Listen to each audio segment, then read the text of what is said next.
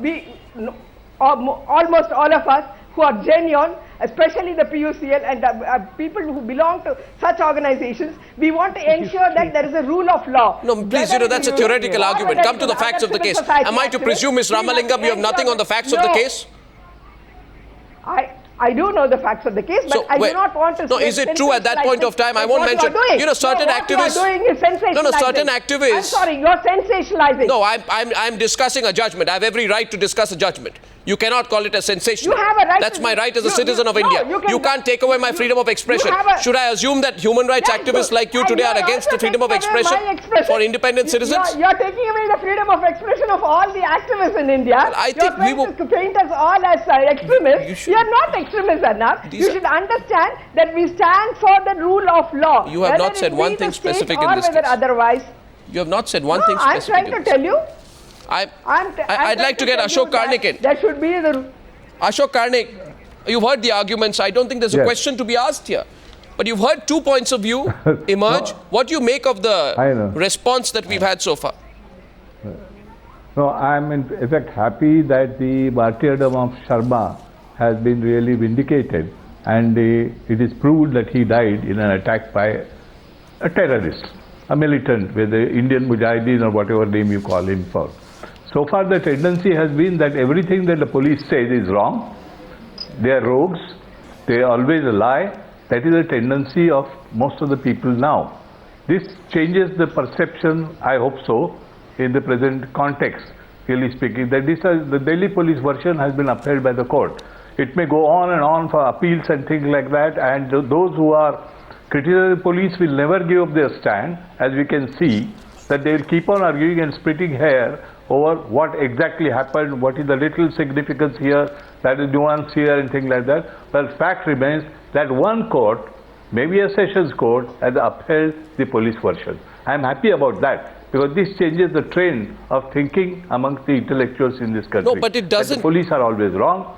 It doesn't change actually. What I find quite of great concern is that, Mr. Karnik, I would have expected that maybe Mr. Pracha, for example, or Sudha Ramalingam, for example, would have read the observations of the courts in other courts, would have read what the High Court said in this case, for example, or the NHRC said, or the Supreme Court said. No, I don't think they will ever change their attitude. No. Why? They are predetermined to decide that the police are in the wrong, that the accused are always to be upheld, they have to be protected, and the police have to be proved wrong.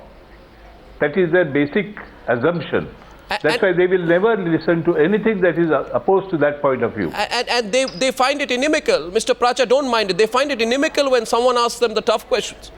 But I'd like to remind you, Mr. Pracha, that nobody less than the Supreme Court of this country, and in fact a bench comprising the present Chief Justice of India, Justice P. Satasivam, who in a bench along with Justice B.S. Chauhan had said and warned against an attempt to draw a minority-majority divide on an issue of terrorism. And the court had said, no, 1 minute, let me complete, please. You know, in the process of desecrating a patriot, you want to divide sections of a community? The Supreme Court of India had said, the Supreme Court of India had said, people of this country need to know. All I'm saying, Arnab, is you are not letting me complete. Supreme Court. All I'm saying, Arnab, is that wait till the Supreme Court decides in this matter also, and you will see. You will see. I am telling you. Wait till the Supreme Court decides in this matter. I am telling you. You will see. I am telling you. You will see the truth. I am telling you.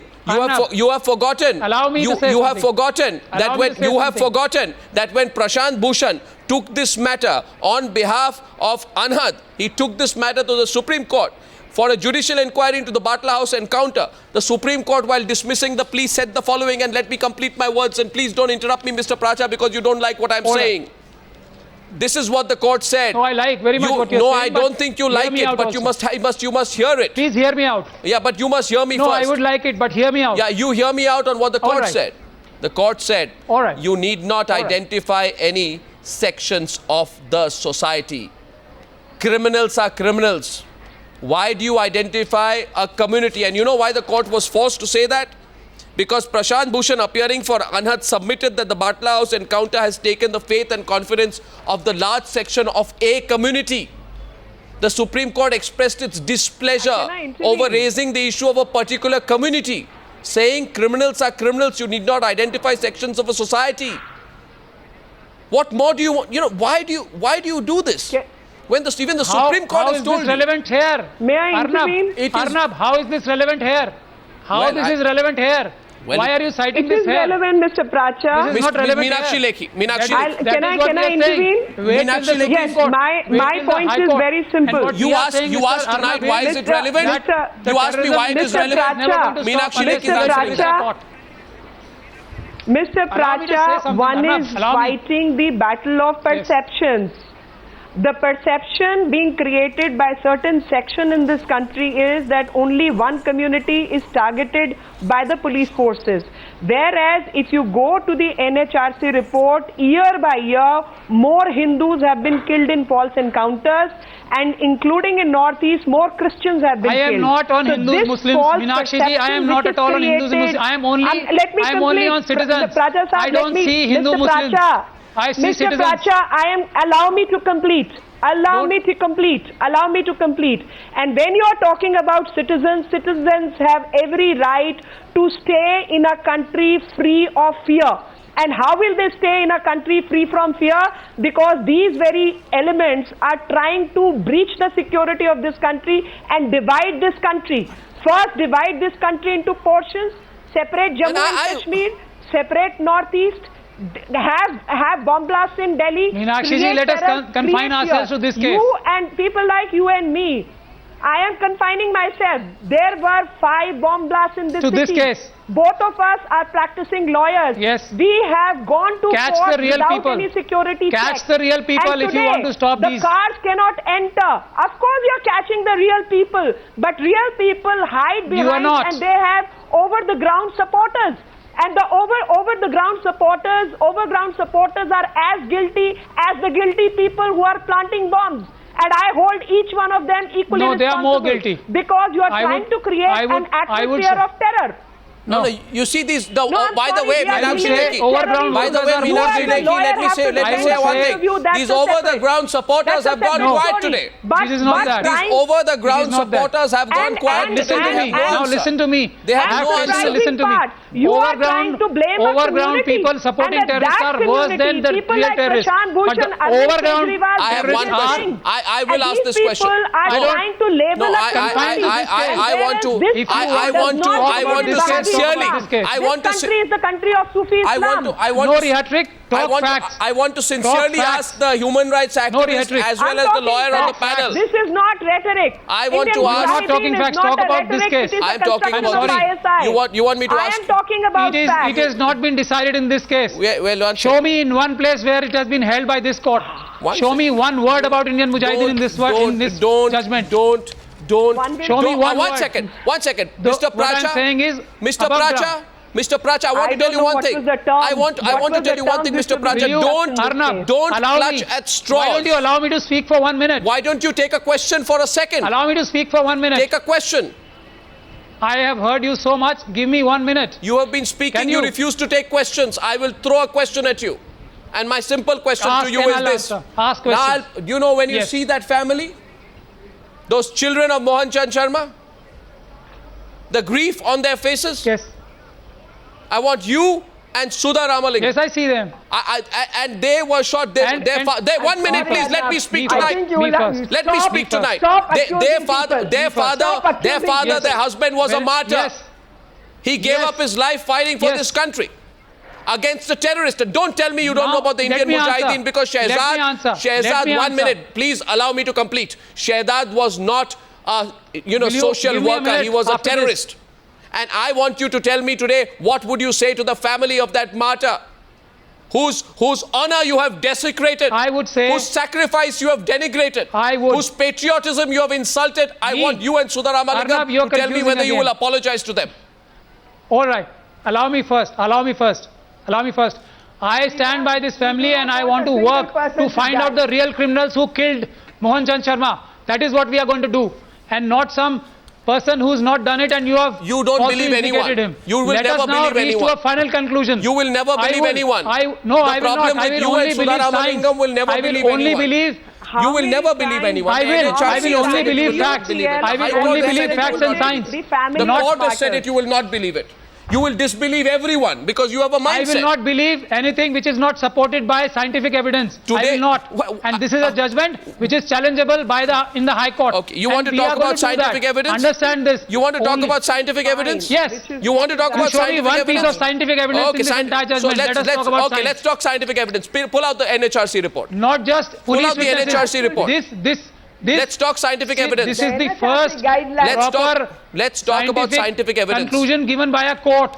It is to be challenged in the High Court. Now we will talk again when we file this appeal in the High Court. No. Wait for the High Court. Wait for the Supreme Court before being judgmental. You have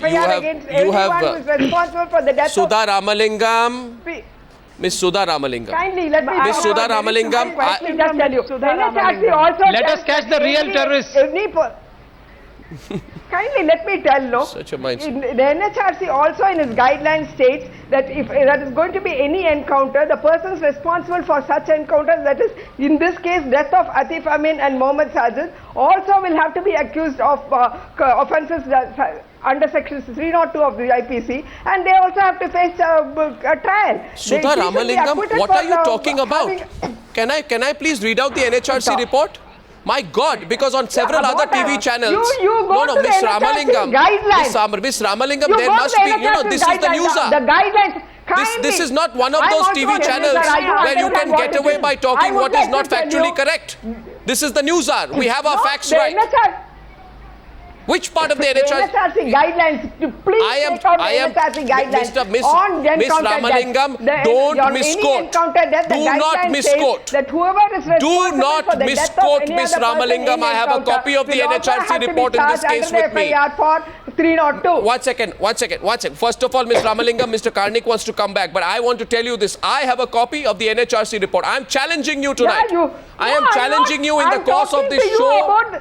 I am challenging you and Mr. Pracha. I'm telling you that there is an NHRC guideline. Take out the guideline. Why don't you want to talk about the specific report in this case? Let me ask her one question. Why don't you want to talk about the specific report in this case? I challenge you and Mr. One specific question to you. Yeah, go ahead. Yeah, tell me, Meenakshi. 25 policemen were killed, CRPF jawans were killed in Jammu and Kashmir last month, and 5 people from police were killed in Chhattisgarh. Have you spoken to the families of these people and represented them in any court? We would definitely not accept any death. You don't think they would come on? No, we will not accept. No, but I want to ask a very simple question. I'm not asking whether you accept or not. I am saying, what have you done for them? The moment a person from either a terrorist or a Naxal gets killed, whereas more people from services have been killed in this country, and nobody talks of their numbers. We do not want anyone more to be people killed. have been thrown out of valley. You are missing. No, but what are you doing about people? And these people are protecting a part of India. I'm sorry. Jammu and Kashmir. I am trying to do my bit. Man, my question is to you, because you represent human rights. Do the policemen and common citizen of this country who get bombed have any human right or not? Let us have a dialogue. Does a common man in this country have a human right?